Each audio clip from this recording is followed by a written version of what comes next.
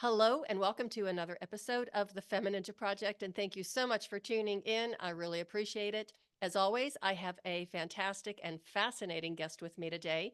Her name is Debra Bowers. She is a seasoned marketing guru with decades of experience in all forms of advertising and marketing, who specializes in creative strategy and mindset coaching. Her spiritual healing journey has been crucial to her success, and she is committed to sharing her struggles and helping other women develop emotional strength and confidence. Debra is passionate about women's issues and is the co host of the Deals with Heels podcast, which focuses on marketing and sales strategy, mindset, and personal growth. Debra, thank you so much for being here and welcome to the show. Thank you so much for having me. I'm so excited to be here. It is such an honor to meet you. And, I just gave a little tiny tease of what your bio is and your background. So I'm just going to turn it over to you right now and just share with the listeners a little bit about you and how you got to where you are today. Okay. Well, I live in Edmond, Oklahoma. It's a suburb of Oklahoma City, and I'm a native Oklahoman. I grew up in a small town in Oklahoma, in northwest Oklahoma. Um, I was born in the 60s. I'm Gen X, and I'm very typical Gen X. I really fit into that mold. And I was a great student, and I was an athlete and rebellious. I have like this little rebellion streak in me a little bit, and went to college at Oklahoma State University. And I was there for Barry Sanders, just his Heisman year. That's like the big year at Oklahoma State. And, was just on the path that I think a lot of women my age were on. And I got married right after college and had two kids. And um, climbing the corporate ladder, right? Running marketing and sales departments. And my first marriage fell apart. And rather than heal and find myself again, I really fell in love and got married again really quickly. And he had two kids, and we had custody of all four. And so here we were, both of us working 60 hours a week with four kids. And you can't both do that and raise kids and them not be criminals. I mean, you have to, when you have that many, you have to, yeah, you're playing odds that they'll even all graduate high school, honestly. And so we blended our family, and my boys, he had a daughter and a son, and so did I. And our girls are about 18 months apart, and our boys are 4 months apart, and they Wow. were two when we got together. Wow. So the boys are 26 now, and the girls are 30 and 28. So they did, really well, and I'm proud of all of them. And then about 6 years ago, I adopted. He's a blood relative. I say adopted. I became his legal guardian. That's kind of how it works here. And he, my half sister, is his grandma. So my daddy would be 103 if he were alive. He was a lot older than my mom, and so he had children. They were adults when I was a kid. Uh-huh. And so she is Jacoby's grandma, and he was homeless. And, Oh, that's a whole nother story of how he got homeless at barely 16 years old. And he oh. asked if he could come over and spend the night and do a load of laundry. And I was like, of course. And he was skinny, smelly, straggly looking, dirty, smoked a pack of cigarettes a day, and had an alcohol and a drug problem. Oh. And I never let that boy leave my house. Mhm. He would come and say, okay, I guess I'm going to go. And I would say, well, where are you going to go? And Mhm. he would say, I'm not sure yet. And I was like, you can't leave until you can tell me where you're going to go. And he was there for a couple of weeks, and I just decided I can't let him go. I loved him anyway. I'd known him his whole life. And so I took him in, and he's 22 now. And then just a little bit more people pleasing and caretaking person. uh, My mom was diagnosed in 2017 with stage 3B lung cancer. And they gave us really less than a 10% chance she would live 1 year. I mean, that's a very serious diagnosis.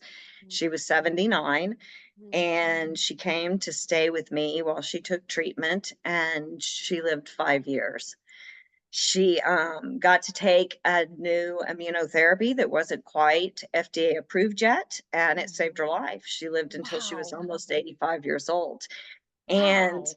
I have to say that I'm so grateful for all of those extra years, right? And Mhm. because Oh, she spent a yeah. huge portion of them with me, and we were already close, but we got so, so close. And so in 2020, my marriage fell apart, my marriage of 19 years, and I jumped headfirst into another relationship in typical fashion, right?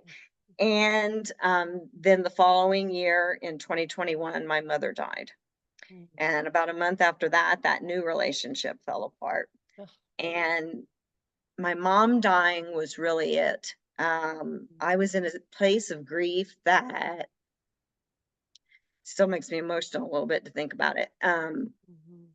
That I didn't think I was going to get out of it. Honestly, I was almost not functional. And once I got to where I'm out of bed and functioning a little bit, I would go to work and I would come home and I would pick up fast food on the way and I would sit on my bed and I'd watch TV and I'd eat it. And I got incredibly thin. Um, I'm pretty thin now, but I lost all the way down to 115 pounds, and I Mhm. was frail, and I was an athlete, so I was used to feeling strong. And Mhm. there was nothing about that Deborah that made me feel like myself. I didn't know what I was going to do. Um, I worked for the man that I had a relationship with, so that was gone too. And I was just lost. And my person, right? My Mhm. person that I relied on to help me through all my struggles was my mom, and now she's gone too. So it was really the bottom. Those were the catalysts that set me on the path of changing my life. Mhm. So it started with some non-negotiable boundaries. And for an old people pleaser like me, that was not easy. I mean, I had lost all sense of myself. And I think that a lot of women do that. We raised all 5 kids and then took care of my mom. And I ran my Mhm. husband's business because we couldn't both work towards big corporate careers. And Mhm. he started a business. And so I ran that. And I did all of these things, building everything else, and everyone else was more important. When you're the mom, everyone's Mhm. needs get taken care of before yours. And so there I sat. I didn't even know what my needs were anymore. It had been so long since I had paid any attention to what I might possibly need. Mhm. So I said, I'm setting non negotiable boundaries. And the first one was, I'm not eating fast food, not eating fast food anymore. I love to cook. I'm a great cook. And so I'm just not going to. And I'm not eating in my bedroom. I'm going to be in Mhm. my bed for 2 reasons. If I'm sick, I'm on the couch. Mhm. So I just I needed that complete separation. And I have maintained both of those. I don't eat fast food at all. And the other thing was to work out. I was going Mhm. to get strong again. Mhm. Here I was at 54 and I was starting over. My first husband, I mean, my second husband, gambled all of our money away. So I also was starting over with nothing. Oh my And it God. was a real terrifying time, as you can imagine. I spent a lot of time wondering what I was going to do. Now, my mother left me some money, and so I was able to survive while I kind of figured it out. And I got into grief counseling Mhm. because I needed it. And I had been Mhm. to counseling before in my lifetime. It wasn't something new, but I had to have it. I mean, Mhm. I was at a point where I wasn't in control of my destiny. I wasn't I didn't feel in control of my life. And so that helped me so much with the grief. And now I carry what I call my grief suitcase. Mm. I carry it every day. Mhm. Some days it's heavier. Some Mhm. days it's harder to carry than others. Mhm. And that's really normal. But Mhm. one of the things that happened that really changed my life was I was in talking to my counselor and Fred, and I was talking to him and I was complaining because I was procrastinating. And so I was like, I don't understand why I can't do what I need to do. It's not difficult. I'm capable of doing it, but I just can't do it. And I'm procrastinating and it's stressing me out and it's making it worse. And I can't figure out why I'm having such a problem with procrastination. I'm just on and on and on. You're in your counselor, you're there to vent and get it all out. And that's what I was doing. And Fred looks at me and says, Deborah, you're not procrastinating. And I said, you're not listening to me. I just showed you how I'm procrastinating. And he said, "No, you're not. You're in fight or flight, but you're the Mhm. deer and you're Mhm. frozen." Mhm. And I had no idea. I think I spent 8 years in functional freeze, and I Mhm. didn't even know it, and I think I was in it probably before. So he gave me a grounding technique. It's called 5, 4, 3, 2, 1, and it takes you all the way through your senses, and you can do it when you're sitting with somebody talking even, you can do it in your mind, and he told me that it will pull someone out of a delusion because it grounds them to the here and now with Mhm. all of your senses come together to the here and now. And this is a safe place. So it literally changed my life. It snaps me out of it immediately. I Mhm. don't have to do it as often as I used to have to do it. I recognize it a little bit more, and I'm not going into fight or flight anymore as much as I was. But honestly, I can't even tell you how much that one thing changed my life. Being able to realize, now don't get me wrong, I still procrastinate. I still have to Hulk smash things right at the end, but that I think we've all kind of been there sometimes where, yeah, I'm putting off admin because I'm creative and I don't like to do admin. But there's a difference Mhm. when I've got things that I absolutely have to do and I'm not able to do them, and you'll be distracted by anything, right? Oh, look, my ex-husband's calling. Let me take this call. I Mhm. mean, anything to keep from doing what you need to be doing. And so that really helped me a lot. And so ultimately, I went back to my marketing and advertising roots. I hadn't lost them completely. I still did marketing consulting and wrote marketing plans, and of course, marketed our businesses that we owned at the time. Mhm. But I am a lifelong learner. It's one of my core values. So I really Mhm. dug in deep and learned even more about marketing. And I started my agency in 2022, Hexagon Media, and we're a full service marketing agency. We really focus. My real, I think, strength that sets me apart is the sales background and the sales piece. A lot of people make content, a lot of people do campaigns and do websites and all of those things. Not very many of them can sell. And I Mhm. have a sales background, so I really specialize in, let's sell some of your stuff. I mean, you don't get to Mhm. do any of the other fun stuff if you don't sell it. Mhm. And then in 2023, we started our podcast, Deals with Heels, where female entrepreneurs thrive. And we are really focused on self growth and female stories and empowerment and business and selling and marketing and all of those things. And so I feel more in my own skin today than I have in a decade. Mhm. And it took a lot of work. It took a lot of personal growth and it took a lot of asking questions about when something somebody else would do would make me feel upset. in any way, whether I showed it or not, I would have this feeling. And now I'm able to say, okay, why do you feel that way? Able to step back and look at it from outside and try to understand why it's triggering me to feel that way. And really my goal is to I listen to a lot of Sadhguru. I really like his philosophies on a lot of things. And one of the things I learned from him is that it doesn't matter what happens outside of me. Doesn't Mhm. matter what's happening. It doesn't matter what crisis is happening. It doesn't matter what somebody else is doing. It doesn't matter what anybody is saying, because this is me. No Mhm. matter what anybody else does, this is me.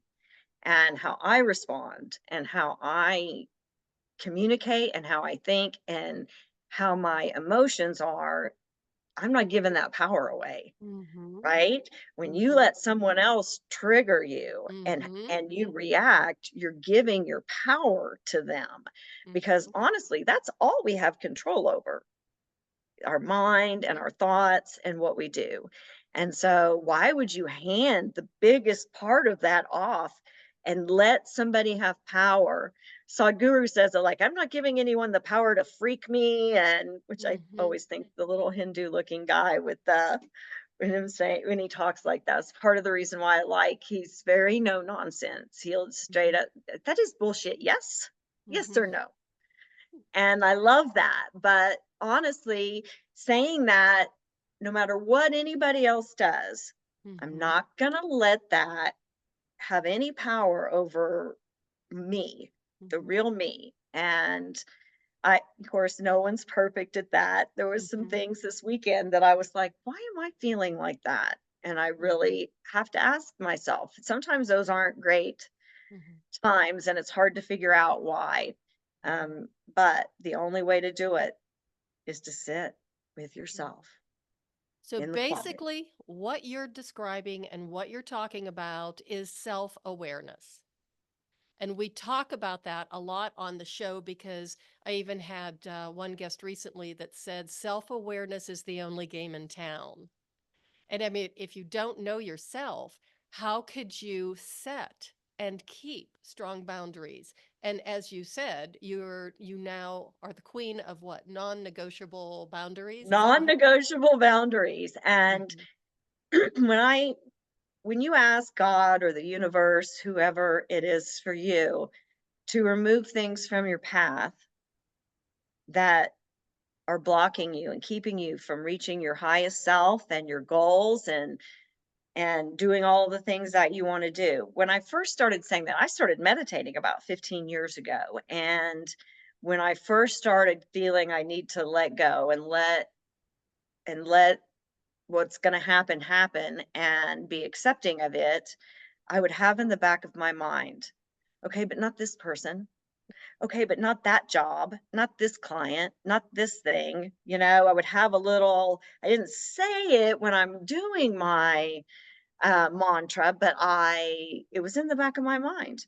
Mhm. And last December, I was able to say it and not have any qualifications attached to it and mean Mhm. it. And what I will tell you is that when you do that, do not be surprised at the people that do horrible, ugly things to you, because that's what it takes for me to kick somebody out of my life and to have that non Yep. negotiable boundary. It's got to be something pretty awful, because I'm pretty easygoing normally. Mhm. And that it was people that I love a lot. Mhm. And so now I'm like, this boundary is a real boundary. I have Mhm. set it and cut contact with people I love dearly. Mhm. So don't talk to me like that. Mhm. Whatever it is, I'm not even playing about it. I will walk away no matter how much I love you. I will Mhm. walk away. I could love somebody with everything that I have, but if some aspect of their life is preventing me from living the life I'm supposed to live, Mhm. then it's a non negotiable boundary for me. And Mhm. into my 50s. I'm 57 now, and it's Debra time. I get to do what I want to do, and I have goals and soul goals that I came on this earth to meet, and I'm just now feeling like I'm really back on track with all of those again. Mhm. And I'm just not letting anything get in that way. And get on board, or I'll see you around. Mhm. Well, But and it sounds like what you're describing too is a form of acceptance. it is. Accepting, okay, so these are the facts. This is where I'm at. This is what this person is like or what they're doing and how it impacts my life. And that's not okay. Mm-mm. And like to think of it as like, pruning a tree or a plant or whatever and getting rid of some of the, the dying leaves or twigs that's sucking the life out of the rest of the plant. Because that's what it felt like for me when I was going through my kind of like, transition or whatever in my Mhm. 50s. And oh, it was beautiful. But there were a lot of people that just had to go. There and I am terrible. I mean, I'm about letting things go, and I'm a peacekeeper, and I think Mm-hmm. every problem can be solved, and I Mm-hmm. want to. And so when there would be a problem, I was hot after it. I'm going to fix this. And Mm-hmm. now there's nothing to be fixed. It's Mm-hmm. not a character flaw that they are that way. That's Mm-hmm. their choice. And it's not my place to try to make them into who I expect them to be. I don't have those expectations. But man, that's hard to do Mm-hmm. sometimes. Mm-hmm. And I'm definitely a work in progress when We it all are. happens. Mm-hmm. But I've come a long way. And a lot of it was really painful Mm-hmm. for me to be able to let go of everything and say, come what may. Uh, Letting go is really hard for a control freak. And I'm not saying that you are a control freak, but I am saying that, you worked in a field that was very competitive and very go, go, go. And can I tell you a funny story about boundaries? yes, please. One of my friends who I kind of had to let go. Lovely young woman, younger than me. We went to graduate school together. And, she was going through a rough time, and her therapist had her buy a book on boundaries. And she bought the book and she bought a copy for me as well. And I thought, oh, okay. And she says, well, I think you don't have very good boundaries either. And I said, oh, okay. Well, thank you. And I actually started reading the book and it really is good. I mean, it really, and I was like, oh my gosh, I see myself here. I see her over there. I see this other friend on page, blah, blah, blah. And when I had opened the book, she wrote on it, hey, I hope you enjoy the book. And once you read it, let me know what the take home message is. She wanted me to do her therapy homework. And I thought, wow, this is just, I mean, you can't make this stuff up, right? No, you can't. And I try to be accepting of others and how they are. And I'll say, it's okay if you don't want to do this. It's not a character flaw for you to, Hmm. but boy, it sure felt if anyone was ever upset with me, I felt like I needed to fix it. Of course. That's what we And do. yes, and now I'm not watering myself down for anyone ever again. Hmm. And if what I'm doing, saying, or whatever I'm doing, if it affects you that much to where it makes you this upset, then you should seek help, because you shouldn't allow anyone else. I'm not even aware that I'm doing it to you. You realize Hmm. that, right? Hmm. You realize that I'm not doing anything to you intentionally. I'm simply living my life on my own terms. Hmm. And I understand if you don't like that and you're living yours in different terms, and I am willing to let you do that without bothering you and criticizing you. And I'm willing to lift you up so that you can do it. Hmm. So if you can't do the same for me, then you need to go fix it, because feeling like I feel is amazing, and being Hmm. able to help somebody instead of criticize. I mean, women are so hard on each other, Oh, and yes. we're made to be that way. That is how we have been conditioned, Oh, yes. because when we stand together, we're unstoppable. Hmm. and if we stood together, we outnumber them. Mhm. So when we talk about, I'm very passionate about a lot of women's issues, and when we talk about them, men always want to say, you just want to take over and run things. Well, yeah. And my response is that, you know what, we really don't want to oppress Mm, men, and we don't want to run things. We want balance, and what we want more than anything mhm, at all, is to be able to go jogging at night in the woods with our headphones in. That's what we'd mhm, really like. More than mhm, anything else, we'd like to be able to go do something without having to be on guard and without mhm, having to be afraid.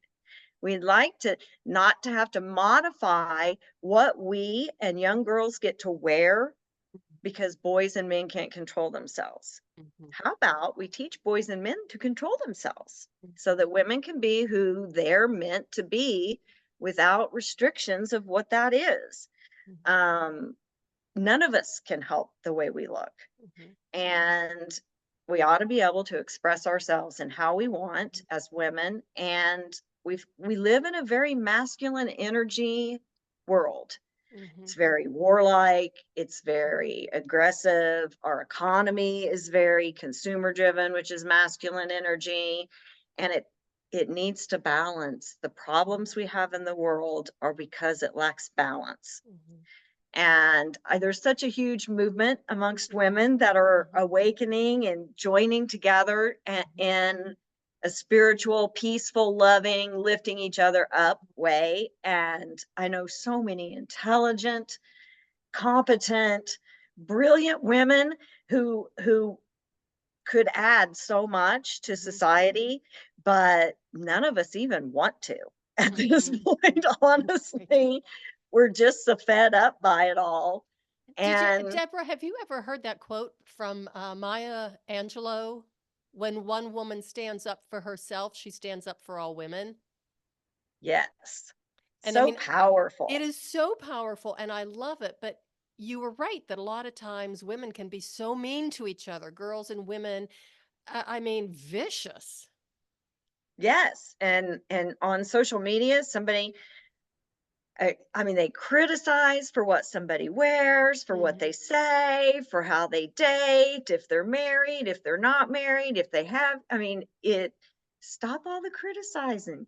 Just Hmm. look at it as different. And if you open your eyes, every single person you meet has something of value. They have Hmm. something that you can learn from. And I don't care who they are. Sometimes what they teach you is humility. Hmm. Sometimes they teach you to be grateful for what you have because of what they do not. Hmm. And so I think we have to be ready for that. Hmm. Um, and another point I wanted to make is when we talk about being physically healthy, Hmm. that was a big step for me at the beginning of my journey. And I really thought it was just because that's my natural state, and I think that may have helped me take that Hmm. physical step, but making healthy choices, I don't think you have to be perfectly healthy to get in the right mindset and to heal and to bring yourself forward to where you need to be and stand in your own power. But your vessel has to be big enough and strong enough to hold all of those blessings.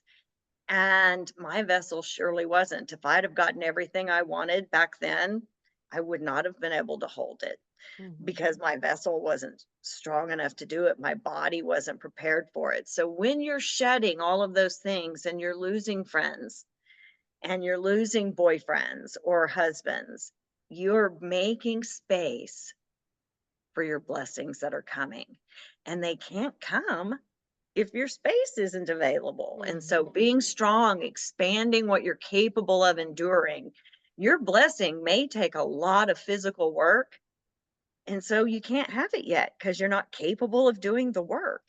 And we so often see people that get their blessings when they're not ready, don't we? And they Hmm. get on drugs, they blow all their money, they do all of those things because they weren't ready to handle it, not just emotionally and mentally, but physically, because it's a physical strain. You and I were talking about how draining some activities are that aren't physical, Oh, and yes.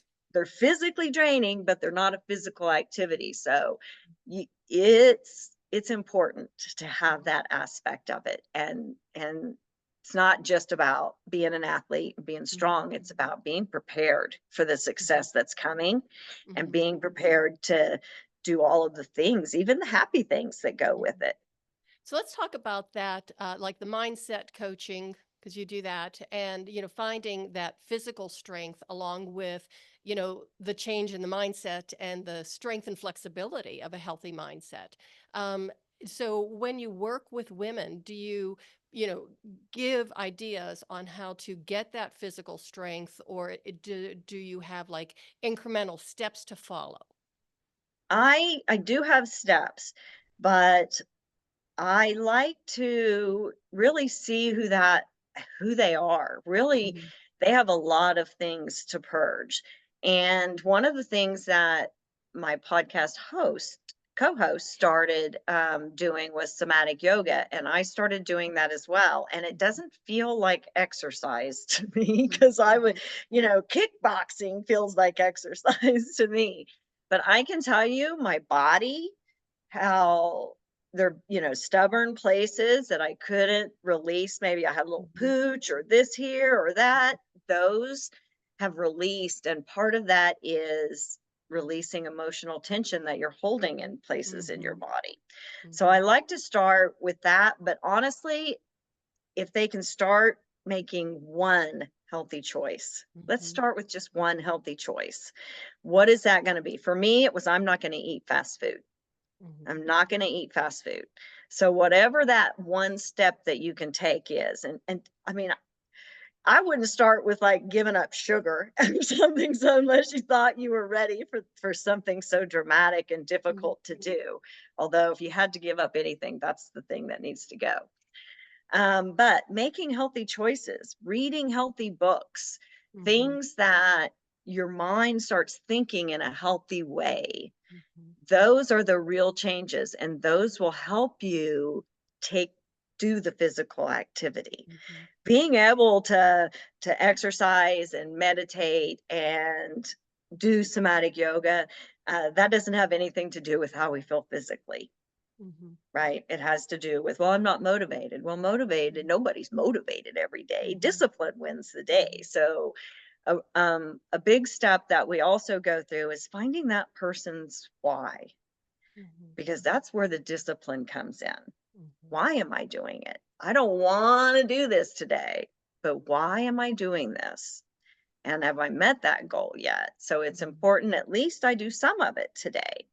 And so finding all of that out, sometimes it's not easy. And one of the things that I also recommend is, in fact, we had a challenge on my podcast was to for 30 days, 5 minutes a day, sitting alone in the quiet by yourself. mhm, A lot of people really struggle, but that is where you find the answers. I mhm, mean, not that affirmations and listening to positive stuff isn't important, and meditating, guided meditation, it is definitely the way to start if you haven't done that before.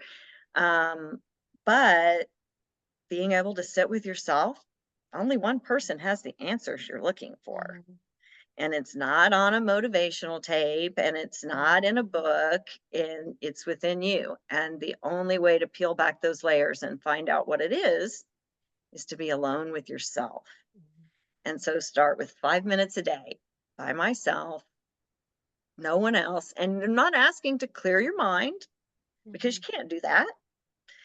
And I remember when I first started meditating, I researched a bunch of apps, and I was using this app called Sattva, which was Hindu, but really didn't pay attention to it. But the little guru that was on there, something that has stayed with me all these years later, is when he was doing guided meditation and he would say, and if the thoughts come, let them come. mhm, mhm, And I think people think that you have to clear your mind. I can't clear my mind. My mind's always going. But no, you don't have to clear your mind. You're not supposed to try to clear your mind. You just let them come and pass on and let them go. And that is a really big part of it. Changing your mindset where y- you're you want to be better. I want to be better physically. I'm willing to make choices. Not that I'm willing to do the work, because that becomes easy Mhm. once you fix your mindset. Going for a walk is really easy to do. Once you're looking at life joyfully, you want to go outside because you feel differently about the world around you. And so that kind of mindset coaching, it it's encouragement, and it's you have to take those steps and you have to be willing to do them, and painful things come, Mhm. unfortunately, and being able to move through them. And lots of times people have to go to counseling to kind of get through some of them when they uncover things that are really difficult. I uncovered things when I was in counseling that I didn't expect to uncover. One of the things that triggered me was my boyfriend would say he didn't believe me. And I would go on a full court press to convince him that I was telling the truth and being honest, because I was. And I mean, I felt personally attacked and off the charts, right? Not like, well, I mean, now I would be like, okay, well, don't. But at the time, it sent me into this mental episode that Wow. I couldn't figure it out. And when and it came to me in counseling, and he goes, my counselor said, obviously something's happened to you in your life when you were a child where people didn't believe you, and you're really triggered by that. And it dawned on me. And I was in the second grade, and I was molested by the gym teacher. Oh. And I wasn't the only one. It was the first time it had happened to me, though, and I told. And two of the girls came with me. And the gym teacher was also the high school boys basketball coach, and they were state champions. And so I told, and the next day, the other girls' families made them recant. And I refused. I was stubborn. I refused. I'm not going to say I made it up, because I didn't make it up. And I remember going to Enid, Oklahoma, to the courthouse, and I remember being hooked up to the lie detector machine. Oh, They made me take a Deborah. lie detector test. This is like, I don't know, 1976, maybe 75, And you were how old? 7 or 8, Oh. I think. And so I remember all of those things. I remember it was such a long time ago that in the courthouse there was this older man who ran the little, right? He manually moved the elevator with the big lever. Yeah. And while they were meeting, my mom was meeting, now I know, with whoever the people were that were giving me the test. I got to sit in there and play and be the one, like people would get on and I would pull the thing and obviously mess it up, and the guy would fix it for me and level it out. But I remember I have a very good memory about a lot of details in a lot of areas of my life. But yeah, all of that. And that was what was triggering me to just go off the deep end when he would say that, and he wouldn't let it go. And it was crazy that something from such a long time ago that really I didn't feel like really affected my life in any way, but that one thing. And I was mental about it, and I had never had anybody attack me that way and saying, I just don't believe you. I'd never had that happen really very many times in my life. And so, yeah, it set me off. It was insane. And so once I figured that out and it started to happen, then I could soothe Mhm. myself. And I do a lot of self talking to Mhm. myself. And this seemed really weird to do at first, but I wouldn't have been able to fix it without it. And I have a conversation in my mind with my younger self. Mhm. And I really just tell myself, it's okay. that you went through that. It's okay that you felt that way. That's a justifiable way to feel. And because at the time, I can remember, it's so funny, I can remember it so clearly, not walking into the living room to my mother and demanding to know what that test said. And she said, "Well, it said you were telling the truth." And I can just remember swinging around and walking into the other room, Okay, feeling I so just, justified. I So, can't let this go because, all right, you know, it was obvious you were telling the truth, and the lie detector test, you know, confirmed that. Did anything happen to the coach? okay, this is going to get you even more. And people wonder why we have such baggage, right? Yeah. Okay, and Why it's we, all right. so It's this is like it. when So I was when an I'll just athlete. let you know because I'm going to the dojo after this. So Oh, you're every good. punch, every hit, every throw is going to be that man. Yes. I'm going to take him So down. he wasn't allowed. So I didn't go to PE anymore. And I went to the principal's office every day and worked, did schoolwork. And then he wasn't allowed to teach in elementary school anymore. He still coached in high school. And when I was in the seventh grade, of course, I was a basketball player. I played point guard. I started. It was really important sport to me. And when I was in junior high, he was my assistant coach. Um, I think just for 2 years, and then he, he finally got run out of town because he had an affair with a high school student. So they're gonna run you out if you have an affair with a high school student, but molesting little kids, That's okay. that's okay. We just won't let you teach around them anymore. But yeah, Oh, so that was, and of course I have no idea where that man is now, but hopefully he's in prison. But yeah, it was obviously a traumatic thing that happened to me in my life, but at the time, the feelings about it, I was mad is what I was. I was yeah. mad that they didn't believe me. And of course, it was terrifying to take the test and have all of the stuff around. And yeah, it was terrifying. And so dealing with that was a big step that I didn't even know I needed to take. I didn't know that those feelings existed still. And I had really I hadn't blocked it out. It wasn't that I didn't remember it, I didn't connect it to what was Mhm. happening to me. And so sometimes that's what it is. It isn't that you've blocked out memories, it's that you're not connecting, making the connection to what's happening. And as soon as he asked me, sometimes somebody didn't believe you when you were a child, I went, "Oh, well, I think it's this." And so I tell that whole story like, "I think it's this." And Fred's like, yeah, that's Ah, obviously what it is. But, at the time, I didn't consciously have those feelings. Yes, it's a mhm, horrible time. It was a long time ago. I've moved past it. That's how I felt. I didn't realize there was trauma in there that was mhm, triggering me to react in my relationships in a specific way. And I think that made me react in ways not associated with truth, right? mhm, It affected me too. Dealing with all of that was a big step in helping me just find myself again and feel comfortable. I live alone. I raised 5 kids. I took care of my mom, the dogs, the whole bit. I live by myself and I have for almost 3 years. And man, I love being alone. It would take mhm, something really special to make me not want to live alone anymore. I've just it's important to feel comfortable with who you are. mhm, And if you don't feel comfortable with who you are, then you don't know who you are yet, because I mhm, promise you, you are going to be comfortable with who you mhm, are.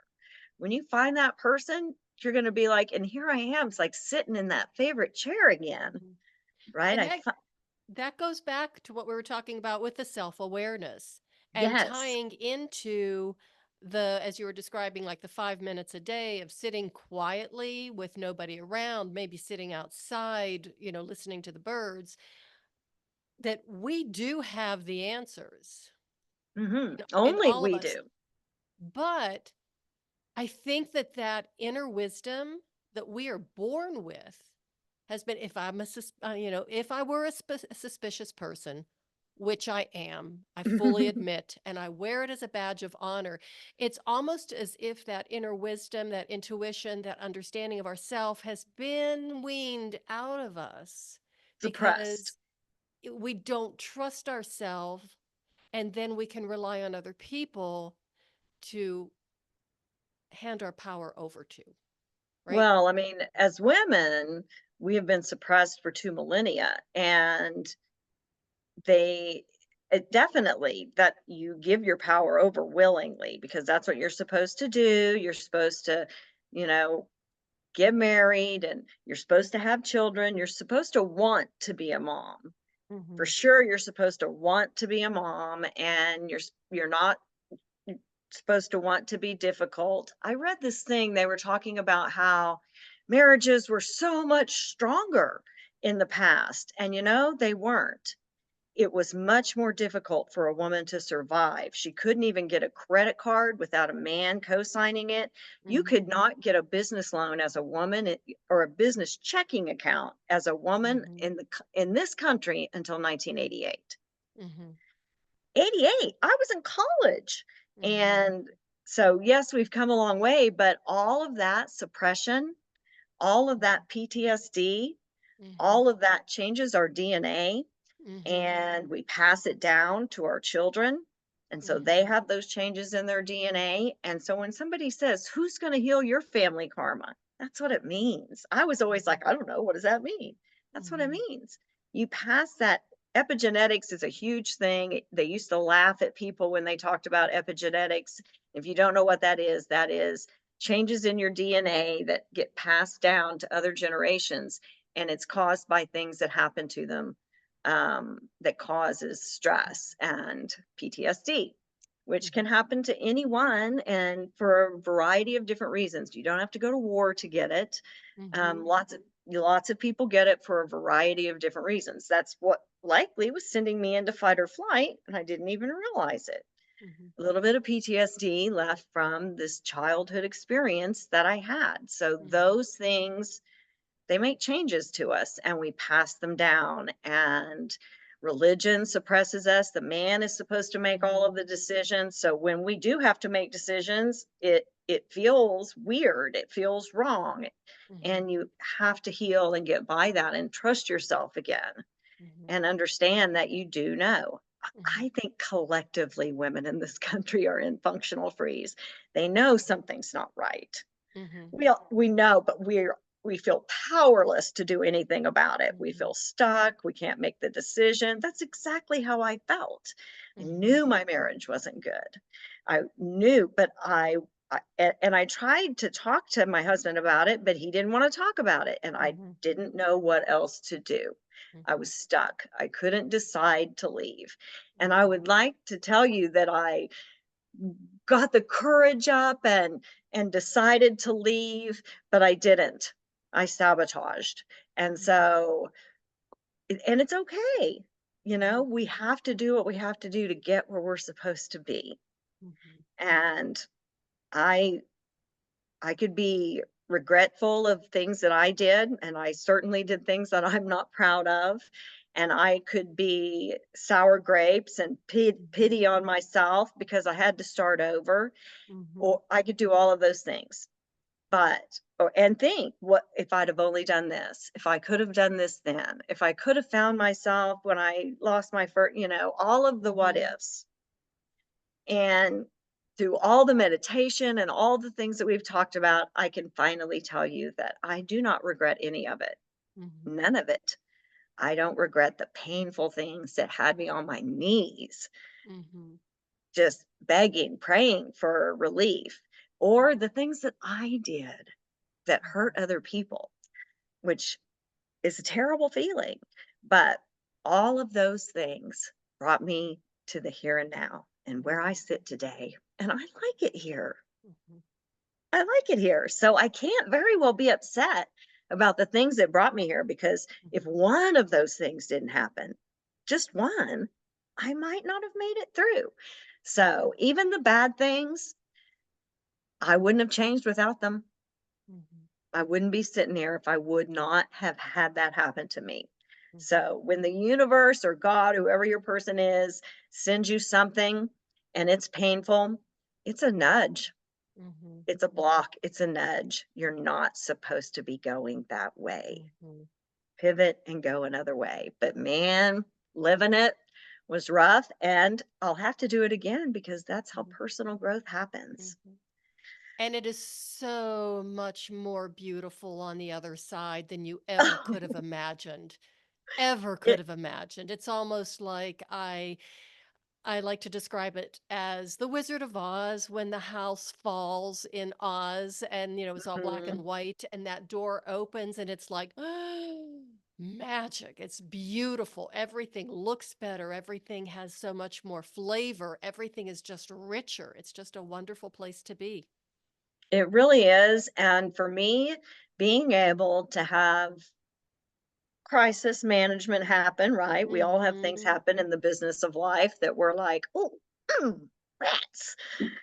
But to be able to do it like that and not Mhm. lose my mind and my Mhm. mud over it Mhm. all and have be in control and Mhm. not sit and think where I can find somebody to come and help me and save me, to be Mhm. able to know that everything's going to be okay. The If it's money, the money will be there. I just have to take the action to get it. I'm going to be fine. And to be able to do that and not have a panic attack and not Mhm. feel woe is me, why am I here? Mhm. Feeling like a victim. When you can Mhm. let go of all of those things, I cannot tell you how empowering it is. Mhm. Man, you are right. It is like walking into the sunshine. Like when it's Mhm. been rainy for multiple days in a row, Mhm.